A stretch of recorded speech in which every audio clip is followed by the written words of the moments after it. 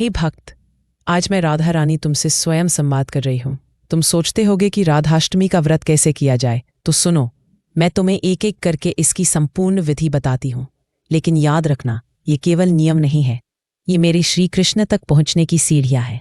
और हे प्रिय, अगर तुम्हें मेरी वाणी में भक्ति का स्पर्श मिले तो अंत में इस चैनल को सब्सक्राइब कर देना, क्योंकि तुम्हारा एक सब्सक्राइब मेरे चरणों में चढ़ाया गया एक कमल पुष्प होगा। भाग 2, व्रत का संकल्प। हे भक्त, सबसे पहले व्रत का संकल्प लो। प्रातः जल्दी उठो, स्नान करके शुद्ध वस्त्र धारण करो, मन ही मन मुझे और मेरे श्याम को स्मरण करो। फिर अपने हृदय में यह प्रार्थना करो, हे राधा रानी, हे कृष्ण, मैं आज आपके व्रत का पालन करूंगा। मेरे जीवन से अहंकार, दुख और दुर्भाग्य मिटा देना। याद रखना, संकल्प ही सबसे पहला दीपक है। अगर संकल्प पवित्र है तो व्रत अपने आप सफल हो जाता है।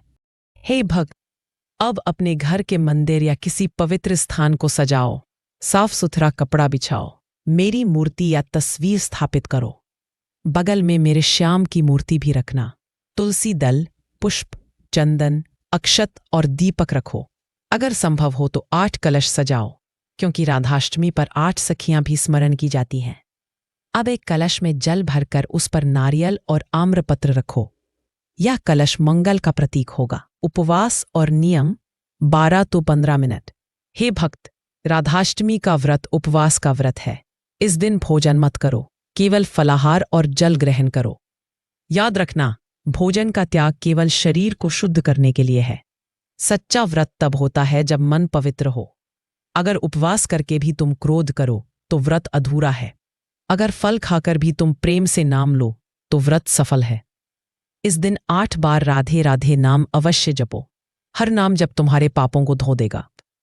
भक्त पूछता है, माँ, व्रत के दौरान क्या मैं कथा सुन सकता हूँ? राधा रानी, हे प्रिय, व्रत तभी फलदायी है जब तुम मेरी कथा सुनो। कथा सुनना ही मेरे चरणों में बैठना है। कथा सुनते समय केवल कान मत खोलो, दिल भी खोलो। जब मेरे और श्याम के प्रेम का वर्णन सुनो तो आंसुओं को मत रोको, वे आंसू ही सबसे बड़ा पुष्प है। भाग 6, आरती और भजन 10 मिनट। हे भक्त, मेरी और कृष्ण की आरती करो, फूल अर्पण करो, धूप जलाओ, दीप दिखाओ।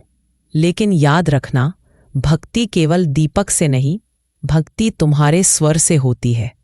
इसलिए भजन गाओ, गाओ, राधे राधे जपो, चले आएंगे बिहारी। हर सुर तुम्हें मेरे हृदय तक पहुंचा देगा। एक साथ।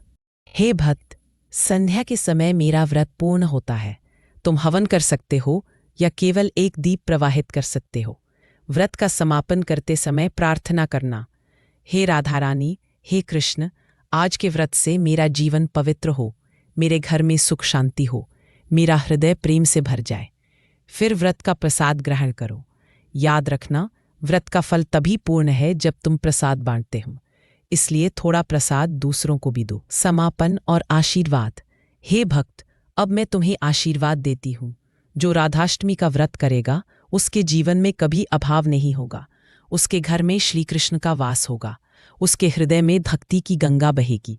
याद रखना, व्रत केवल नियम नहीं है, व्रत मेरा और तुम्हारा संवाद है। व्रत वह डोर है जो तुम्हें मेरे श्याम तक बांध देती है।